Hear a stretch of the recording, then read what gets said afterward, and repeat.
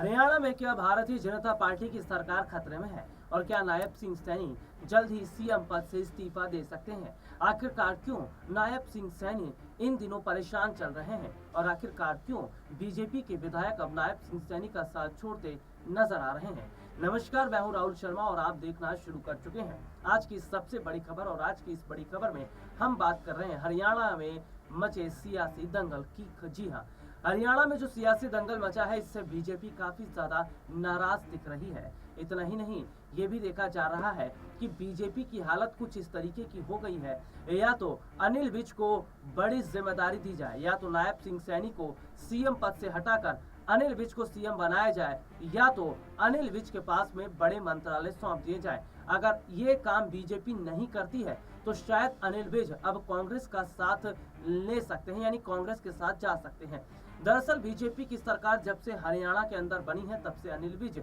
अपनी ही सरकार पर हमलावर है। इतना ही नहीं, नायब सिंह सैनी और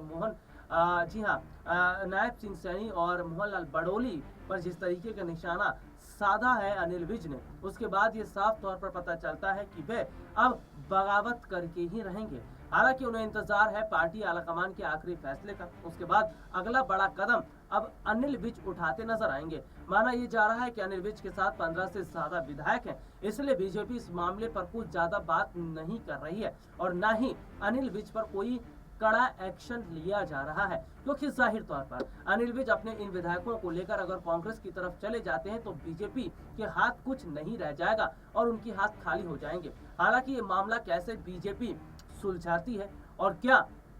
जो नाराजगी अनिल विज की है इसको दूर की जाएगी। हालांकि अनिल विज बीजेपी में सीनियर लीडर है और पार्टी में एक बड़ा ओहदा वो रखते हैं और ऐसे में ये देखा जा रहा है कि अनिल विज जिस तरीके से उन्हें पार्टी से दरकिनार किया गया, देखिए ना तो उन्हें सीएम बनाया गया ना उनके हाथ में कोई बड़े मंत्रालय दिए गए, इस और परिवहन जैसा छोटा सा मंत्रालय उन्हें दिया गया, जिससे नाराजगी और बढ़ गई। नाराजगी और तब बढ़ गई जब कारण बताओ नोटिस जारी कर दिया गया, जिस पर अनिल विज ने कहा कि ये देखिए 25 टुकड़े करके उन्होंने मीडिया के सामने दिखाया, देखिए ये है मेरे पास में और मैं अब आखिरी फैसला ही लूंगा। तो ऐसे में ये देखा जा रहा है कि अनिल विज ने जो उनके पास नोटिस था उसके 25 टुकड़े करके ये बता दिया कि ये ऐसे छोटे मोटे लेटर का उनके लिए कोई महत्व नहीं रखता है, यानी कि अब वो सीधा आर पार की लड़ाई लड़ने के लिए तैयार है। लेकिन अभी ये वाकई देखना होगा कि अगर बीजेपी उनकी नाराजगी को दूर नहीं कर पाती है तो क्या अपने विधायकों को लेकर कांग्रेस की तरफ शिफ्ट हो जाएंगे अनिल विज, और ऐसे में क्या हरियाणा के अंदर वह कांग्रेस की सरकार बनती नजर आएगी और क्या जो जीत का जश्न भारतीय जनता पार्टी दिल्ली में मना रही है वहां पर उन्हें अब हार की कड़वी गोलियां खानी पड़ेंगी। हालांकि अपने दर्शकों को जाते जाते ये भी हम बता दें, हरियाणा ही नहीं महाराष्ट्र और राजस्थान में भी बीजेपी की सरकार खतरे में है, क्योंकि महाराष्ट्र में जहां पंकजा मुंडे जो है वे सीधे सीधे तौर पर बगावत पर उतर आई हैं और उन्हें भी कारण बताओ नोटिस जारी किया गया, तो वहीं राजस्थान में भजन लाल शर्मा